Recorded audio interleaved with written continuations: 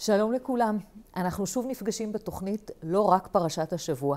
מוזיאון ישראל מארח את בית אביחי. ושוב איתנו הפרופסור אביגדור שנן, פרופסור לספרות האגדה והמדרש, והיועץ האקדמי של בית אביחי, והוא ישוחח עם הדוקטור אדולפו רויטמן, שהוא עוצר המגילות הגנוזות ומנהל היכל הספר של מוזיאון ישראל. מאחלת לכולם הנאה.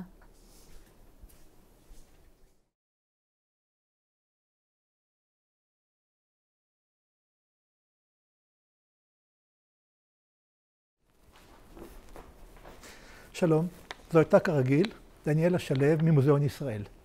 אנחנו עומדים היום בפתחה של השבת השלישית מארבע פרשות, שהן פרשות מיוחדות שנקראות בין ראש חודש אדר לבין פסח כמעין הכנה ותזכורת לאירוע הגדול של חג הפסח. התחלנו שבת שקלים, איסוף כספים לצורך תפעול בית המקדש, 0.5 שקל. המשכנו בפרשת זכור, תזכורת למחות ככל האפשר את זכרו של עמלק וגם המן, ולאחר פורים הגענו היום לפרשת פרה. אנחנו נקרא מקורות רבים, כדאי מראש לומר שמי שמעוניין במקורות עצמם, הם נמצאים לרשותכם באתר בית אביחי.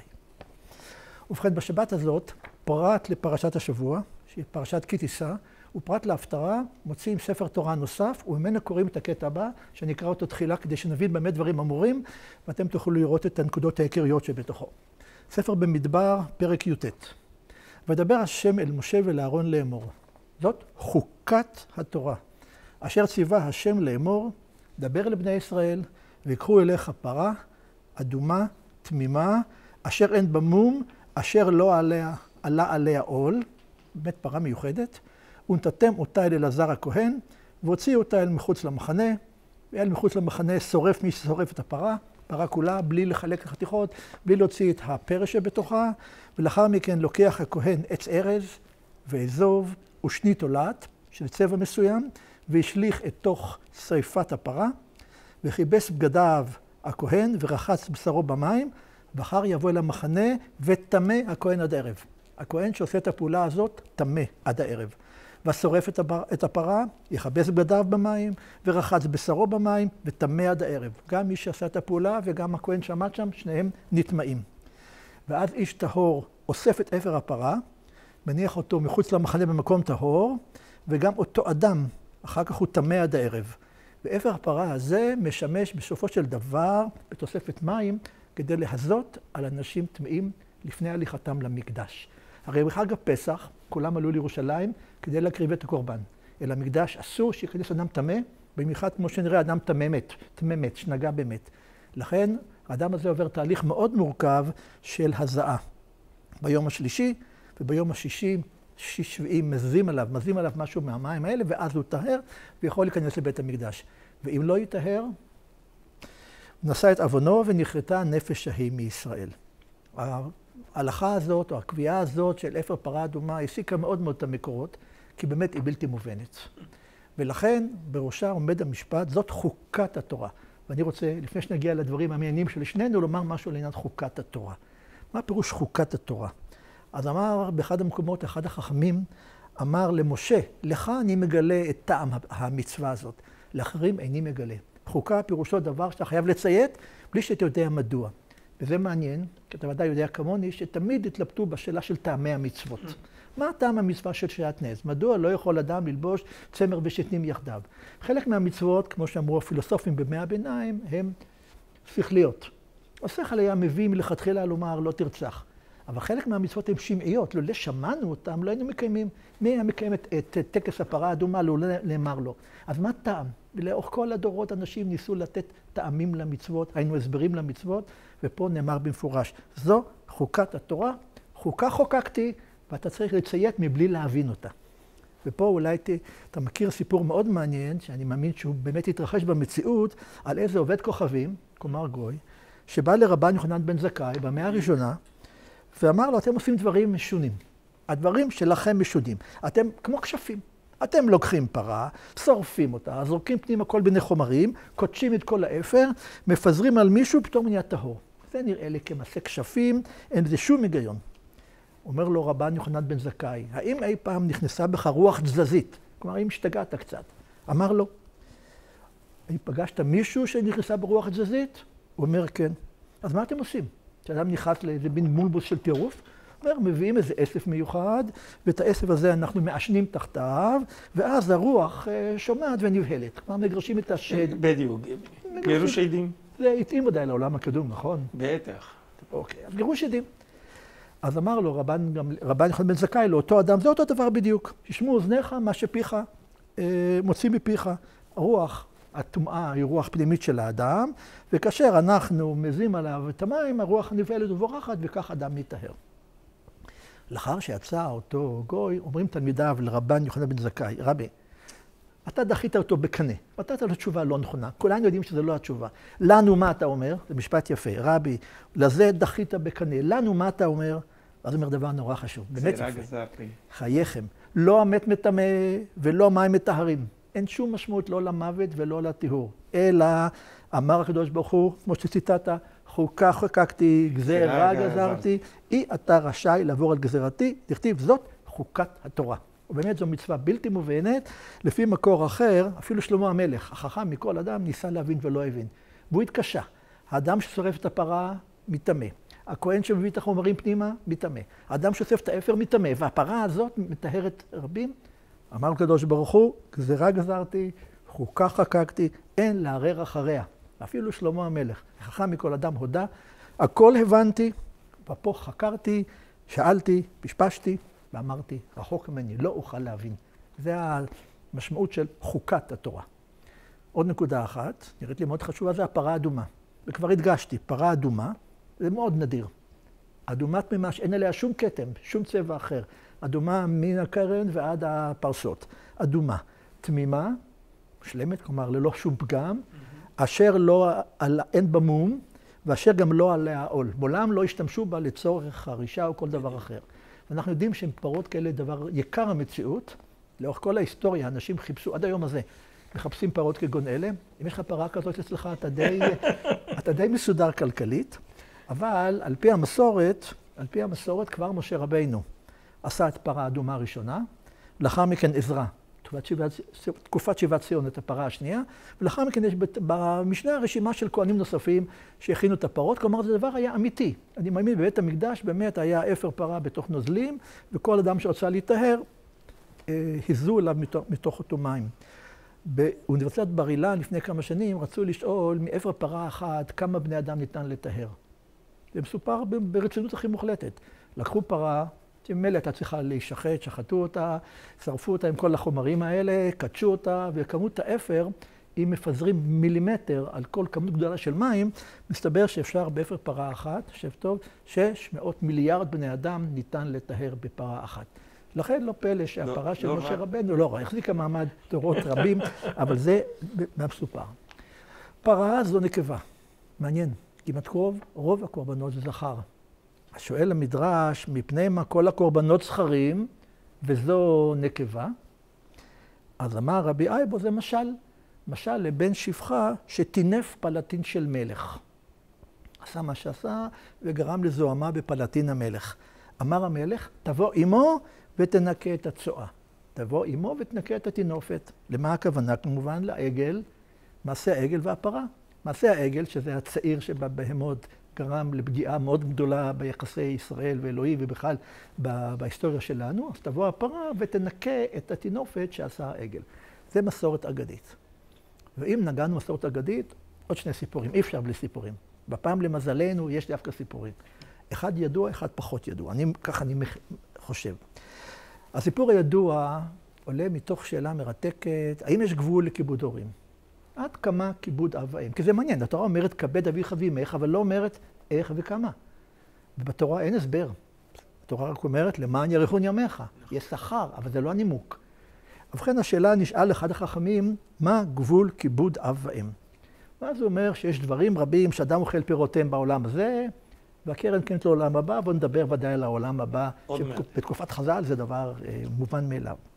ואז שאלו את רבי אליעזר, מהו גבול כיבוד אב ואם? עד כמה?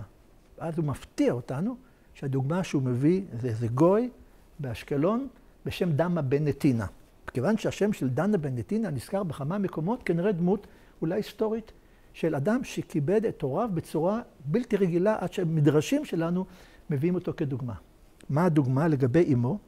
אמו הייתה חסרת דעת, כלומר שוטה מוחלטת, והייתה מכה אותו בין חבריו. והיה בא ומכה אותו עם מקל, ואמר לאמא, דייך עמי, דייך עמי, לא יותר מזה.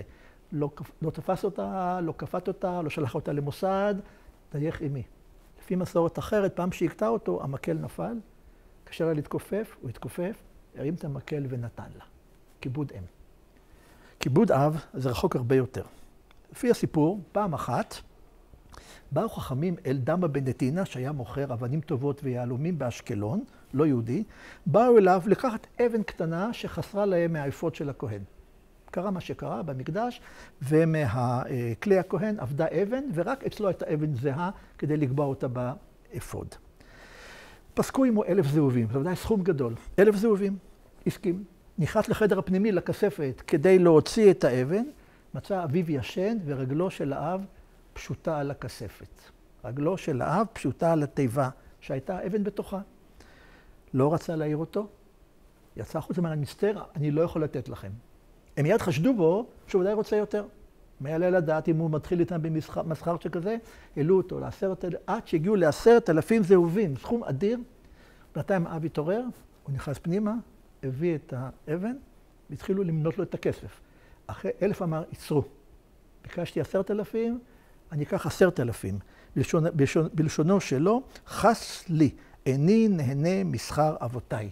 אני לא רוצה ליהנות מכיבוד ההורים של אבא, הוא ויתר על 9,000 זהובים, למרות שיכול היה לקבל, משום שהוא חשב שאותם הוא קיבל בזכות שמירת זכות אבות, והוא לא רצה לשמור על הזכות שיש לו מזכות אבות, ובאמת, סוף הסיפור, במה גמל לו הקדוש ברוך הוא, באותו שנה ילדה פרתו, פרה אדומה, והפעם הוא קיבל עליה הרבה יותר מאשר 10,000. זה השתלם לו. השתלם לו, תשמע, כיבוד אב ואם ופרה אדומה.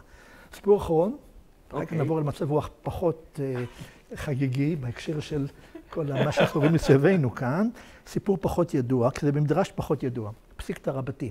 הקודם היה מתוך דברים רבה שהוא מפורסם, פסיקתא רבתי פחות ידוע. ההקשר שם זה דיון מאוד מעניין, אם מותר לקנות פרה אדומה מגוי. התשובה היא כן, אבל כדי להוכיח את זה מובא סיפור. וזה הסיפור. מעשה היה שהצטרכו ישראל לפרה אדומה, ולא היו מוצאים. ואחר כך מצאו אצל עובד כוכבים ומזלות אחד, כלומר אצל גוי אחד. הלכו ואמרו לו, מכור לנו את הפרה שיש לך, אנחנו צריכים לה. אמר להם, תנו לי את דמיה ותלו אותה. כמה הם דמיה? 3 זהובים, או 4 זהובים. ניתן. עד שהם הולכים להביא את הכסף, הרגיש אותו גוי שיש פה משהו, אפשרות לחסוך, לנצל אותם ולהרוויח יותר. הבין למה הם צריכים את הפרה. כיוון שבאו עם 3-4 הדינרים, אמר להם, לא, אני לא מוכר לכם. אתה רוצה להוסיף? הוסיפו איתו עד שהגיעו מ5, עד שהגיעו ל20, עד ל100, עד 1,000 זהובים, לתת לו זהובים. כיוון שהלכו להביא את 1,000 הזהובים, מה עשה אותו רשע? אמר לחבר אחד שלו, בוא, ראה איך אני משחק ביהודים האלה, מלגלג עליהם. מה הם מבקשים אותה? למה כל הכספים האלה? הם צריכים אותה, כי לא עלה עליה עול. אני נוטל את העול עליה, ואני מוכר להם פרה שעלה עליה עול, כדי ללגלג עליהם, וכך את ממונם. כן עשה, נטל את העול, נתן עליה כל הלילה. שבאו בבוקר עם הכספים, הוא לא ידע שיש 2 שערות קטנות על צווארה של הפרה, שברגע ששמים עליה עול, השערות האלה מתכופפות, והיא כבר לא פרה תמימה אשר לא עליה עול. זה הוא לא ידע. שם עליה את העול, כשבאו לקחת להביא את הכסף, הוא הוריד את העול, כולם הסתכלו בה, ראו ששתי השערות כבר כפופות, אמרו לו, רשע, לא נתנו לו פרוטה מכל מה שביקש. ואותו הפה שלגלג עליהם, עכשיו אמר, ברוך שבחר באומה זו ובחכמיה.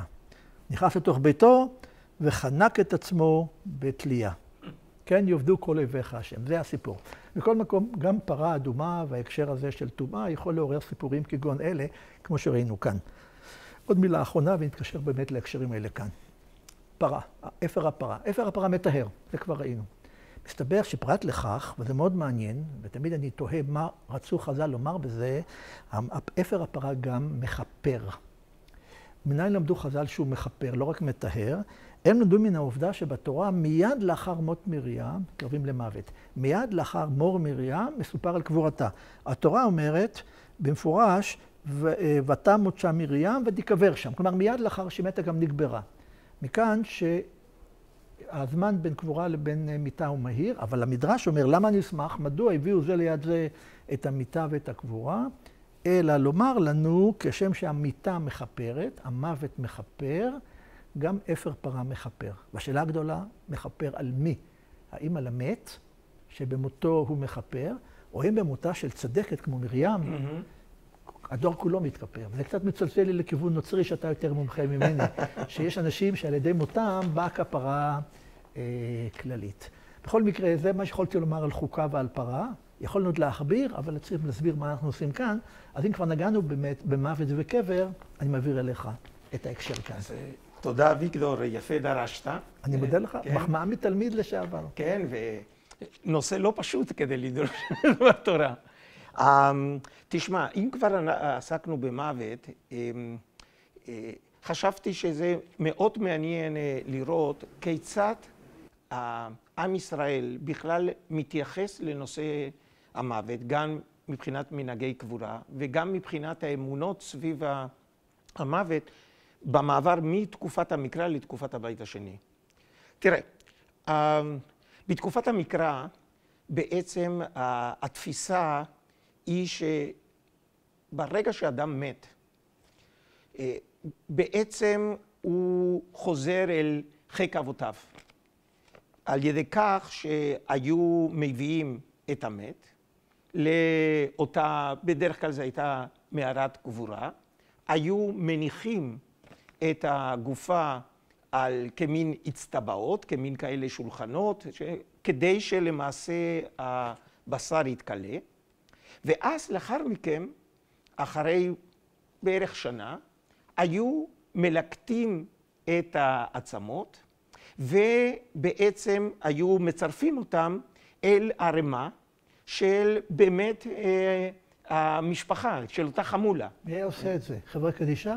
לא, אני רציני. מי עושה את זה? תשמע, מה שאנחנו יודעים מן המקרא, ברמה, הייתי אומר, הכי קדומה, אנחנו מכירים את הביטוי נאספו אל אבותיו, או נאסף אל אבותיו, כן? או למעשה, למשל אצל דוד, במלכים א', וישכב דוד עם אבותיו, כי באמת הוא שכב, כן?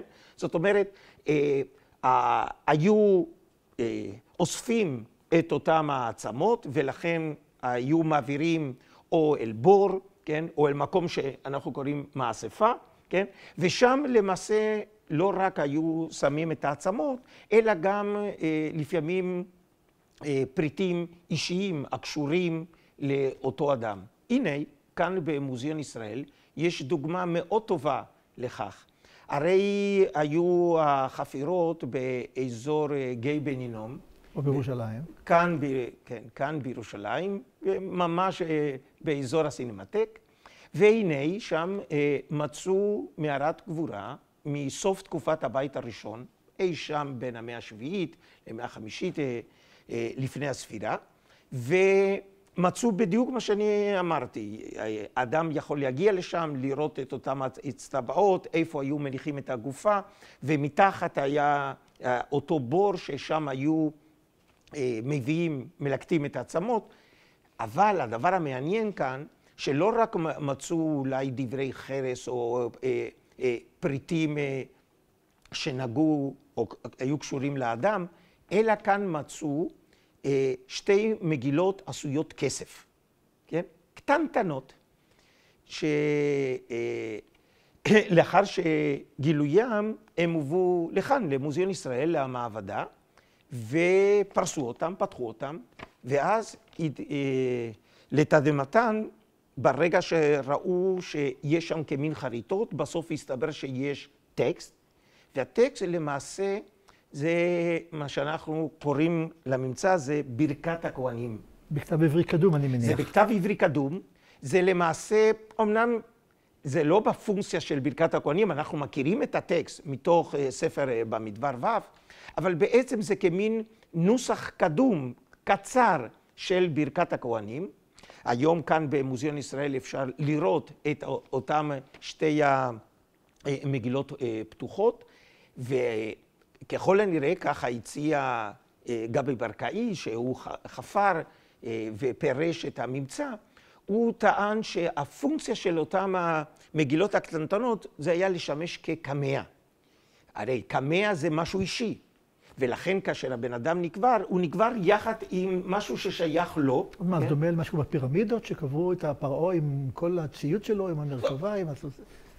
כאן זה לא בדיוק, הלוואי, כן? במוזיאון ישראל היינו חותמים על המשפט הזה. הלוואי בתור ארכיאולוג. בתור ארכיאולוג. אבל הדבר המעניין כאן, שמדובר כאן, אפרופו המגילות הגנוזות, מדובר כאן בטקסט המקראי, או לפחות שיש לנו הד של הטקסט המקראי, הקדום ביותר בעולם, כלומר אי שם בסביבות 2500 שנה, ואומנם מגילה עשוית כסף, כן? זה לא אור, זה לא פפירוס, כן? שלמעשה מלמד על קדמותו של הטקסט המקראי. עכשיו, וקודם לכן דיברנו על אותה מסורת שהמשיכה להתקיים גם לאורך תקופת הבית השני. רק להבין משהו לעצמי. כן. זה חיסכון גדול במקום, נכון?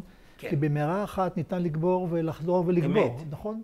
אמת. זאת אומרת, מה שיעשו, זאת אומרת, כל פעם שהיו מביאים עוד אחד מהמשפחה, אין מה לעשות, כן? אלה החיים, היו מפנים את המקום, ואנחנו יודעים שהיו מקרים עד גבול מסוים, שאז כבר אין מקום, ולא עשו שימוש בהמשך באותה מערה.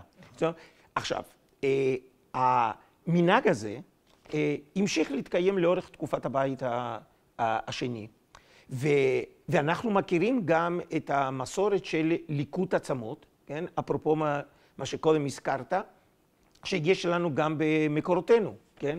כלומר, כן. ליקוט עצמות? כאן, כן, בדיוק, הרי אפילו המינוח הזה, כן, של ליקוט עצמות, למשל במשנה סנהדרין, כן? כתוב ניתקה לבשר, כן? הרי אחרי שעבר הזמן, זה פשוט מה שעלול או עשוי לקרות, מלקטים את העצמות וקוברים אותם במקומם. לא רק זה, אלא יש מסכת שמחות, כן? בלשון סגי נהור, שלמעשה אפילו יש כאן פירוט התהליך שהוא מאוד מעניין. ברשותך אני אקריא את הטקסט. כך אמר לי אבא בשעת מיתתו, בני, בתחילה קברני בבקעה, כלומר זה כמין באותו מקום שמניחים את הגופה, ובסוף לקט את עצמי ותנם בגלוסקמה. גלוסקמה זה למעשה ארון קבורה, זה מנהג שלמעשה אנחנו מכירים מסוף תקופת הבית השני, וכאן בדיוק באזור שאנחנו נמצאים, יש כאן גלוסקמאות שעוד ועד אני אגיד כמה מילים עליהם, ואז אבא מוסיף, ואל תלקטם בידיך. זאת אומרת, לא אתה. כן? לא אתה. כן? וכן עשיתי לו. נכנס יוחנן וליקטן, זה לא הוא, זה מישהו אחר. הוא פרס עליהם אפיקריסים, זה כמין סוג של סדין. כן? ונכנסתי וקראתי עליהם את הבגדים, ונתתי עליהם ספירים יבשים. זה כמין פול גרעינים כאלה. זאת אומרת, כאן יש תיאור, כן? מדוקדק מאוד איך היה התהליך. עכשיו נשאלת השאלה, כן? הרי המנהג היה ידוע, אבל איפה החידוש? בגלוסקמה. מה הסיפור הזה של הגלוסקמה? כאן באזור במוזיאון ישראל יש לנו כמה דוגמאות של גלוסקמאות. גלוסקמאות שעשויות בעיקר מאבן, ויש מסוגים שונים. יש לנו גלוסקמאות שלמעשה הן פשוטות מאוד, ויש כאלה עם עיטורים. עיטורים למשל עם מוטיבים אדריכליים או למעשה של גפנים או רוזטות, כן? וכמובן רק לאלה שידם משגת היו יכולים למעשה לייצר עבורם, זאת אומרת, המשפחה פרטית לאדם אחד? כן. אז עכשיו, כאן מדובר למעשה בקבורה אישית, וכאן אפילו עוד יותר מעניין. יש כמה מקרים שבהם אנחנו רואים ששמות חרוטים על הדפנות של הגלוסקמה. למשל, יש לנו כאן על אחד בשם סימון בנאי חלה. מי אותו סימון? אין לנו מושג. אבל עד כדי כך המשפחה הייתה גאה בעובדה שהוא השתתף בעבודות בית המקדש, כי הרי התקופה היא זה בעצם, ויש כנראה קשר בין העובדה שהתחילו עבודות בהרחבתו ושיפוצו והרחבתו של בית המקדש, בשליש האחרון של המאה הראשונה לפני הספירה, ולאורך כל המאה הראשונה, עד בערך 60 לספירה. כלומר, החל מהורדוס אתה מתכוון? כן, זאת אומרת, זה החל מתקופת הורדוס, והנה, אנחנו לא יודעים מי היה אותו סימון, אבל זה היה מספיק חשוב מבחינת המשפחה שהוא השתתף באותו מפעל, שהם רשמו מה הוא עשה בחייו. בונה ההיכל. לעומת זאת, למשל, יש לנו כאן גלוסקמה עם שם אחר, כבר הרבה יותר ידוע, כן? זה על יוסף בר קייפה, כן? ואז למעשה זה כבר קשור לאותה משפחה של כהנים גדולים. וככל הנראה, כל הגלוסקמאות הללו, למעשה רובם, הן קשורות או למשפחות כהונה, או למעשה לאריסטוקרטיה הירושלמית. זאת אומרת, בטח לא מדובר כאן בעמך, כן? ואז השאלה, מעבר לשאלות האומנותיות, האסתטיות, יש כאן שאלה למה. לפני זה יש לי שאלה, נזכרתי. כן. בזמנו היה רעש מאוד גדול, מישהו גילה כאן את הגלוסקמה של אחיו של ישו. כן. נדמה לי, והיה רעש גדול אם זה אמת או מזויף. בטח. מה הייתה ההחלטה? טוב, ההחלטה קודם כל היה סיפור של משפט שהתנהל במשך שנים. התוצאות לא היו חד משמעיות, כן? הרי אליבא דכולם, הגלוסקמה כגלוסקמה נחשבה לאותנטית, למקורית. והייתה בעיה עם הכתובת. עכשיו, הכתובת גם זה על יעקב בר יוסף. עד כאן למעשה אלה שמות מאוד מוכרים, כן? ולכן, אבל אחיו דיושע, כלומר אחיו של יושע. ואז כאן היו כאלה שאמרו שכל הכתובת מזויפת. היו כאלה שטענו רק הרשע של הכתובת, כי הסיפה כבר ללא ספק היא חשודה, כי היא רומזת למעשה שהנה הוא האח של האח הידוע, כן? כך או כך, גם הדיון הזה והאזכור שלך הוא חלק אינטגרלי של כל אותו דיון. ואז, אם כבר הזכרנו את הנושא של יהושע מנצרת, הרי גם הוא, מעבר לכל מסביב, יש כאן אירוע דרמטי, שללא ספק זה כף פרשת המים, וזה בעצם האמונה בתחייתו לחיים של יהושע מנצרת. ואז כאן נשאלת השאלה, האם יש קשר בין הדברים? האם יש קשר בין העובדה שיש כאן מנהג חדש, לעובדה שיש אמונה חדשה? כלומר, אני רוצה להבין לעצמי בין המאספות הקדומות, כן. בין הגלוסקמאות.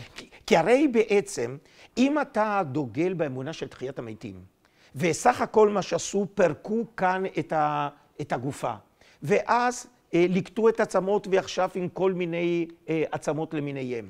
ונניח שתתקיים תחיית המתים. איך הוא יקום? זאת אומרת, נכון? עכשיו, אספר לך סיפור אמיתי, כן?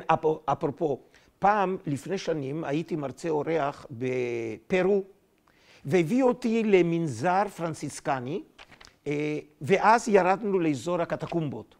ואז ראיתי דבר ממש מדהים. פתאום אני רואה שורה של קברים, כאשר כל קבר מסומן עם שם, ואלה היו הנזירים הידועים שזכו לקבורה, הייתי אומר, סדורה. ואז פתאום אני רואה בור, ואמרתי, מה יש כאן? עצמות. מה העומק? 10 מטרים של בור, מלא עצמות. ואמרתי, של מי? של עמך.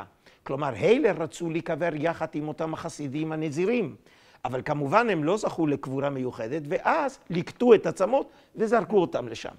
ולכן, כאן נשאלת השאלה, האם יש קשר בין העובדה שיש מנהג חדש, מנהג קבורה, בשלהי תקופת הבית השני, לעובדה שיש אמונה חדשה. עכשיו, הייתי מצפה ממך, איש חז"ל, שאתה בעצם תקשה עליי. אני אומר, קודם כל, זה נושא מאוד רגיש.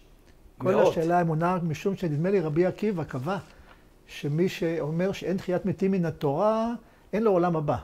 אם זה לא רבי עקיבא, אמרה מהמשנה. כן, בטח, כן. זה מופיע אחר כך, זה רבי עקיבא, אבל בהחלט, במשנה סנהדרין, כן? בפרק י', על כל ישראל יש להם חלק לעולם הבא. ואלו שאין להם חלק לעולם הבא, והנה לא בכדי, מזכירים מיד, האומר אין תחיית המתים מן התורה. עכשיו, זאת אומרת שכאן נשאלת השאלה, הייתכן שיש תחיית המתים מן התורה? הרי איפה, כן? המדרשים מגלים את זה. כן, אז ישיר משה, נכון? יש עוד. כן. אומר אלוהים למשה, הנך שוכב עם אבותיך וקם. בדיוק. עכשיו, אז יש תחייה, נרגעתי. אבל ממתי אנחנו מתחילים לשמוע במקורות שיש למעשה כנראה ראשיתה של אותה אמונה, דווקא במקורות המאוחרים בתקופת הבית, במקרא זה למעשה סיפור עצמות היבשות, כן? שזה איזה מין רמז אצל יחזקאל, אבל שם זה יותר מטאפורי. זה מטאפורה. כן, כל הרעיון זה למעשה תקומת האומה. אבל יש לנו שני טקסטים שכן מתייחסים באופן מפורש. אחד למעשה ישעיהו כ"ו, אמנם זה החלק של ישעיהו הראשון, ככה אנשי... הקדום מאוד. כן, אבל כנראה בין הפרקים כ"ד וכ"ז, כנראה זה החלק האפוקליפטי המאוחר, כנראה תוספת לדברי ישעיהו בן אמוץ. יחיו מתיך נבלתי יקומום, הקיצו ורננו שוכני עפר, כן? וכמובן, ארגומנט המחץ. דניאל, הספר האחרון, המאוחר ביותר מכל ספרי הקודש, שבפרק י"ב, כאשר הוא מתייחס לימות המשיח, ורבים משני אדמת עפר יקיצו, אלה לחיי עולם, ואלה לחרפות לדיראון עולם. והנה, ככה אפילו, הנה, אני צריך להזכיר מגילות, ברשותך, יש לנו אחד הטקסטים ממערת מספר 4, שיש תיאור למעשה של מעשה אלוהים, כן? בימות המשיח, כל מיני דברים שאלוהים יעשה, ירפא חללים, ומתים יחיה ענבים, יבשר רעבים יאשר.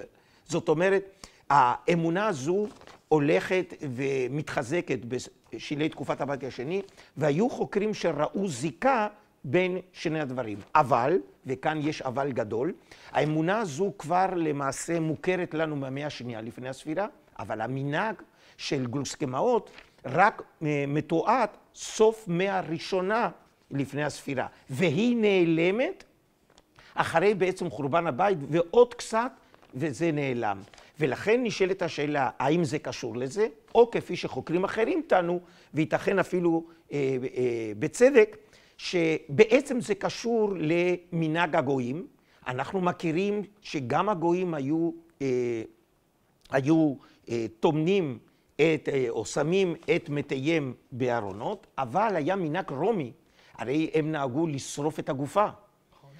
והיו שמים את אפר הגופה בתוך צינרריום, זאת אומרת, אותה תיבה, שהיא מזכירה מאוד אפילו במידות בכמה מאלה שיש לנו כאן, אבל כמובן היהודים לא שורפים את הגופה, אבל האריסטוקרטיה היהודאית, הירושלמית, הם רצו למעשה כאן להידמות לגויים, ולכן כנראה כן אימצו את המנהג הזה, מה גם שבעצם הנושא של השמות, גם זה למעשה מחזק שאלה אחרת, לא פחות חשובה בעולם ההלניסטי רומי, שזה אינדיבידואליות. עכשיו, לכל אדם יש שם, לכל מת יש שם, ולכן חשוב לדעת מי קבור שם. אלה ארונות מאוד קטנים, כלומר, זה לא לאדם מבוגר, אלא אם כן הוא כבר עצמות התפרקו, ואתה מכניס את החלקים של השלד. כן, ואתה רואה שיש לנו מסוגים שונים, כן? בדרך כלל זה רק במקרה אחד, אבל מצאנו גם מקרים שאפילו הם שימשו ליותר ממת אחד. כמו המשפחה. בדיוק. אז מה קרה אחר כך, לאחר התקופה? ולאחר מכן אנחנו רואים שכל הנושא למעשה יורד לגמרי, וכאשר אנחנו מגיעים כבר לתקופה מאוחרת, למשל בבית שערים, שם למעשה המנהג הוא אחר לחלוטין, זה כבר ארונות קבורה, כן? והמסורת הזו למעשה נעלמה מישראל. זה זמנית מאוד. כן, בסך הכל זה פרק זמן מאוד מאוד קצוב. תראה, זה השערה מעניינת, שיש קשר בין אמונות ודעות לבין ענייני קבורה. אני יודע שלגבי ישעיהו שציטטת, מה שלמדתי זה לא טקסט קדום כל כך, כמו שנראה. כלומר, בעצם דניאל הוא, איך אמרת, העדות המכריעה. בדיוק. אני לאחרונה עוסק הרבה בספר קהלת. קהלת לא מבין, לא מאמין שיש תחיית מתים, הוא לא מודע שיש תחיית מתים. כלומר, במאה השלישית לפני הספירה, זה כנראה קהלת, עדיין הדבר הזה לא תפס. אנחנו יודעים איפה זה הגיע אלינו? תראה, כאן אנחנו יודעים לפחות מהו ההקשר ההיסטורי. וההקשר ההיסטורי, כנראה שזה קשור לגזרות אנטיוכוס. הרי, תראה... כלומר, 170 לפני הספירה? לא, זה השליש הראשון של המאה השנייה לפני הספירה. כן, הוא 160 ומשהו לפני הספירה. זאת אומרת, כי תראה בעצם, אין תשובה לצדיקים, כן? למה למעשה הם מחרפים את נפשם לטובת אמונת ישראל, תורת ישראל, מה השכר, כן? ולמעשה התשובה, הצדיק טוב לו, רשע רע לו, לא בדיוק עובד. לא רק זה, יש לנו כאן עובדה גם בספרי המכבים. כל הסיפור למשל של המרטיריום, של הקדוש המעונה, למה בן אדם יהיה מוכן למות? והרי יש לנו תשובה מפורשת בסיפור של האם ושבעת הבנים, לא חנה, כמו במסורת התלמודית, שלמעשה הם מוכנים למות. רגע, הסיפור הזה מופיע במכבים.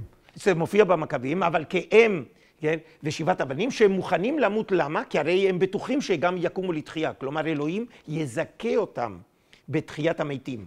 ולכן אנחנו רואים מה הפונקציה של תחיית המתים כפרס לאלה שלמעשה עונו על ידי... זאת תוצרת בית או קיבלנו את זה בחוץ, מהעולם הפרסי, היווני וכו'? מה הדעה מקובלת?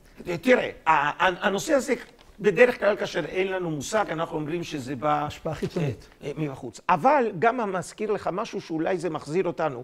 האם המוות זה הסוף? המקרא למעשה, אנחנו יודעים שהוא די שותק סביב אותה שאלה מה קורה מעבר למוות. יש לנו רק שני מקרים לגבי שניים שלא מתו לגמרי, נכון? אחד חנוך הידוע מפרק ה' בבראשית, ואחד כמובן אליהו הנביא. לגבי משה, אמנם נאמר שהוא מת, אבל מעניין שבמסורת שיוזפוס מכיר, הוא למעשה זה מזכיר לנו מאוד את הסיפור חנוך, נכון? ענן יורד וכנראה, והוא נעלם, זה לא כל כך... לא כך ברור. אבל, תשמע, יש לנו סיפור גם יוצא דופן במקרא, והוא הסיפור של שאול, כאשר הוא בא לנביאה בעין דור, והוא למעשה, הוא במצוקה נפשית. נתת לה מחמאה לגברת הזאת בבעין דור, לא? את הנביאה, אשת אוב, בעלת כן, אוב. בטח, אשת אוב. אבל, והוא רוצה לשמוע לא, קודם כל הוא ניסה עם אלוהים, דרך למעשה אורים ותומים, דרך נביאים, שתיקה רועמת. ואז לא נותר לו, אלא עכשיו בעצם להתבזות, כן? ולהופיע בפני בעלת אוף, כאשר הוא קודם בעצם גזר עליהם כליה. ואז הדבר המעניין, כאשר הוא מגיע והוא מבקש שהיא תעלה את רוחו של שאול, של שמואל, החל רוחו של שאול עלתה, כן? סליחה, של שמואל, בטח, כן? והנה, כאן הטקסט שנראה לי כל כך משמעותי, איפה שמתי את זה, כן? לא יודע אם הבאת אותו. הנה, כן. הנה, ויאמר לה המלך אל תראי, כי מה ראית? ותאמר אישה אל שאול, אלוהים ראיתי עולים מן הארץ. כן? זה מתחבר למעשה לסיפורים שיש לנו רוחות רפאים בעולם השאול. כן? ויאמר לה, מה תוארו? ותאמר איש זקן עולה, והוא עוטה מעיל, וידע שאול כי שמואל הוא. כלומר, ולאחר מכן אנחנו גם שומעים שיש שיח, נכון? ביניהם. זאת אומרת, הוא ממשיך להתקיים כרוח רפאים בעולם השאול, אבל הוא לא רוצה שיפריעו לו. מכאן למעשה, מתוך טקסט שאין לו מקבילה בכל הספרות המקראית, אנחנו מבינים שכן בעולם המקרא היו ידועים שיש חיים לאחר המוות, כן? אבל לא מעבר לזה. יש הרבה פסוקים פרובלמטיים, לא המתים אללויה ולא כל יושבי דומה, לא ברור מה קורה שם. אבל מה שחשוב ללמוד מבחינתנו זה שבמשך תקופת חז"ל כמובן אין ספק. אמונה בתחיית מתים היא אמונה בסיסית, ומי שכופר בה איבד את העולם הבא שלו. גם הרמב"ם אחר כך קבע כמובן קושי קצת, שהיא גם תהיה תחיית מתים, בעיקרי האמונה שלו. הוא אמר שתהיה תחיית מתים אם יעלה רצון מלפניו. כלומר, הוא תעלה את זה ברצונו של האל, ולא דבר שהוא לגמרי בטוח, אבל... בדיוק. נעזוב את הרמב"ם, אנחנו עוד רחוקים מן הרמב"ם. בכל מקרה, אני רוצה להמשיך, אם אתה מסכים, לעניין הפרשה שלנו. עסקנו בפרה האדומה עד עכשיו, אבל נגיע חלק שני, לא פחות מעניין לדעתי, ומתקשר לנושא שלך. העניין הזה של המוות, שהוא הנושא שאנחנו בדרך כלל נוהגים לא לדבר עליו. אנחנו עוסקים בכל דבר שבעולם ולא עוסקים בו. למעשה, שהוא הדבר הבטוח היחיד שאפשר לדבר עליו בביטחון מוחלט. וזה המשך הקטע מן התורה שנקרא אותו עכשיו. זאת התורה. אדם כי ימות באוהל, כל הבא אל האוהל וכל אשר באוהל יטמע 7 ימים. אם אדם מת במקום שיש לו גג, לא חייב אוהל, בית, דירה, מתחת למרפסת. ברגע שאדם מת מתחת לדבר שמחפה עליו, כל מי שנמצא שם טמא 7 ימים. כי המת, כפי שיותר מאוחר קוראים לו, הוא אבי אבות הטומאה. אתה יודע, יש דרגות של טומאה. יש טומאה ויש ראשון לטומאה, ומי שנוגע בטומאה הוא ראשון לטומאה, ומי שנוגע בראשון לטומאה הוא שני לטומאה, ועולם שלם של טומאות, שאת כולם אפשר לטהר עם אפר פרה אדומה, שהיום לא קיים, לכן כולנו טמאי מת מעצם היוולדנו. בכל מקרה, בתקופת בית המקדש לפחות היה עדיין אפשרות לטהר מזה, והתורה אומרת, כל הבא אל האוהל, ומי שנמצא באוהל טמא 7 ימים. גם כן, כל אשר ייגע על פני השדה, בחלל חרב, או במת, או בעצם, או בקבר, יטמע 7 ימים. תראה איזה חיים היו שם. אדם צריך ללכת כל הזמן ולהיזהר. יכול לדרוך בטעות על עצם של אדם, או בקבר, וכל דבר אחר. לכן היו מציינים את הקברים ומזהירים כולם לא לגעת בהם. ושוב, מי שנגע בקבר או בעצם וכו', הולך לאותו מקום, לוקחים את האפר עם קצת מים, מתארים עליו יום שלישי, יום שביעי, והוא מטהר. ומי שלא עושה זאת, כמובן, אם הוא מגיע למקדש אחר כך, הוא חטא חטא מאוד גדול. המילים, זאת התורה, אדם כי ימות באוהל, גם הם שימשו בסיס להרבה מאוד רעיונות. אני רוצה להציג 2. אוקיי. הראשון מאוד מקובל בשיח שלנו היום. מדברים על אנשים שממיתים עצמם באוהלה של תורה. אלה שמשקיעים את כל לימודיהם, מה שנקרא תורתם אומנותם, ובלי להיות אקטואליים. גם זה נושא רגיש. אבל יש גם כאלה. יש גם כאלה. אני באמת מאמין שיש גם כאלה שתורתם אומנותם, והם ממיתים את עצמם באוהלה של תורה. זה הביטוי. כלומר, כמו שאומר לנו המדרש, תורה נמצאת רק אצל מי שלא מבקש לו עונג ותאווה וכבוד וגדולה, אלא מי שממית את עצמו על לימוד התורה, שנאמר, זאת התורה. אדם כי ימות באוהל. כך דרכה של תורה. פת במלח תאכל, מים במשורה תשתה, על הארץ תישן, וחיי צער אתה תחיה, בתורה תעמל. יש גם כאלה. אז הרעיון שאדם שממית את עצמו על לימוד התורה מופיע יונק מן הרעיון הזה, אדם כי ימות באוהל. אבל חשוב הרבה יותר לדעתי, אותה בעיה שדיברנו עליה, עניין המוות. לכאורה המוות בא לעולם בעקבות סיפור בראשית פרק א'. אדם וחווה אכלו מפרי עץ הדעת, ולכן אלוהים חושש... פרק ג', תודה. תמיד טועים. אלוהים חושש שיאכלו כעת מפרי עץ החיים ויחיו לעולם.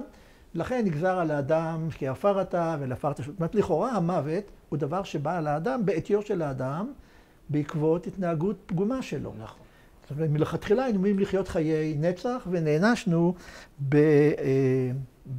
במוות הזה. והנה על המילים, אדם כי ימות באוהל, מופיע מדרש יפה שעוסק בימיו האחרונים של משה. משה רבנו מסרב למות. הוא לא דומה לכל בני אדם. הוא דיבר עם אלוהים פנים בפנים, הוא חי 120 שנה, לא קעתה עינו ואינו להצליחו, איך אומרים? בבריאות מוחלטת, והוא מתווכח מול האלוהים, לא מוכן למות. כשאומר אלוהים למשה, מות בהר אשר אתה עולה שמה, אמר לפניו, ריבונו של עולם, למה אני מת?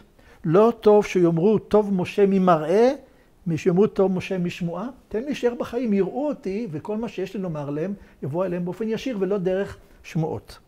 לא טוב שיאמרו, הנה, זה משה, הוציאנו ממצרים, קרא לנו את הים, הוריד לנו את המן, עשו לנו ניסים וגבורות, זה עדיף, מאשר יאמרו, כך וכך היה משה וכך וכך היה משה עושה. כלומר, משה טוען, אני ראוי לי שאני אחיה. אמר לו, קלח, פשוט מולך לך, גזירה היא מלפניי שהיא שווה בכל אדם, שנאמר, זאת התורה, אדם כי ימות. זאת אומרת, תורת האדם, משמעות החיים, ייעוד האדם, זה המילה תורה כאן, כי זה כל האדם אומר קהלת, תורת האדם גזירה היא אנשים שימותו, ואפילו משה רבינו לא יכול היה לנצל מן הגזירה הזאת על כל בני אדם כולם. אמרו מלאכי השרת לפני הקדוש ברוך הוא, ריבונו של עולם, למה מת אדם הראשון? אמר, לא עשה את פקודתי. הרי משה לפניך, שעשה את כל מעשיך, אמר להם, גזירה היא מלפניי. אדם שנאמר, זאת התורה, אדם כי ימות. ויש פה הבנה ברורה שחלק מהחיים זה בעצם סוף החיים. כל התעשייה הגדולה הזאת, שלא רק לדבר על קבורה, כל המערכת, ואתה הזכרת את מסכת שמחות. כן. למי שלא יודע, זה מסכת אבל. היא עוסקת בדיני גוסס, בגבורה ובתכריכים ובמי יודע מה. זה דבר מורכב. ואנחנו נוטים, ככל שאנחנו צעירים יותר, נוטים להדחיק את זה, וגם מאוחר יותר אתה מעדיף לשכוח. אבל זאת צריכים לזכור, זאת התורה, זה גורלו של אדם, אדם כי ימות. ומקום אחר, עכשיו יותר מעניין, ובאמת חז"ל לפעמים אומרים דברים בחריפות מאוד גדולה, טוענים שאלוהים מעליל עלילות. הוא מביא אותנו למצבים כאלה, שאז הוא יכול ללכוד אותנו בפינה, כלומר מלכתחילה הוא כביכול עשה לנו מערבים, הוא מכניס אותנו לפינות אפלות, ואומר, ככה יהיה מצבכם. למה הכוונה? שברא הקדוש ברוך הוא את העולם, ברא את העולם, כבר ברא מלאך המוות. מלאך המוות נברא עם הבריאה, מניין שנאמר וחושך על פני תהום, וזה לפי חז"ל מלאך המוות. כך שמלאך המוות כבר היה שם. אדם נברא ביום שישי. לאחר 6 ימים נברא האדם הראשון, והקדוש ברוך הוא חיפש איזה עלילה, איזה תירוץ לתלות בו את הצורך למות. כלומר, הצורך למות כבר היה ידוע מראש, ואלוהים מכין מראש את האדם למוות, אבל הוא חייב לחפש משהו בהתנהגות האנושית כדי לומר, עכשיו תמותו. ולמה הדבר דומה? הדבר דומה לאדם שמבקש לגרש את אשתו. כשביקש ללכת לביתו, כבר כתב את הגט. הוא בא הביתה ביד של הגט. כשהגיע הביתה, חיפש עלילה לתת לה, חיפש את תירוץ, לתת את הגט. אמר לה, מזגי לי את הכוס ואשתה. אני רוצה לשתות כוס תה. מזגה לו כוס. כיוון שנטל את הכוס מידה, אמר, הרי לך גיתך. הנה הגט. אמרה לו, מדוע? אמר לה, נתת לי כוס פושרת, רציתי תה חם, נתת לי תה פושר. קחי את הגט. מספיק, לפי שיטות מסוימות, די בזה כדי לגרש את האישה. אמרה לו, כבר היית יודע שאני עתידה למזוג לך כוס פשור שאתה כתבת את הגט?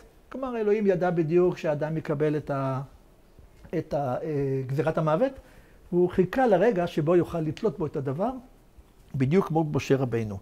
מה אמר משה רבינו? ריבונו של עולם. 2000 שנה לפני בריאת העולם כבר הייתה התורה כתובה. זו מסורת מעניינת. כן. שהתורה נכתבה עוד, מה זה 2000 שנה לפני בריאת העולם? איזה זמן? אין זמן לפני בריאת העולם, נכון? אבל הכוונה היא שעוד לפני בריאת העולם כבר הייתה התורה כתובה. בתורה היה כתוב, אדם כי ימות באוהל. כלומר, אי אפשר להגיד שהמוות בא כעונש לאדם הראשון.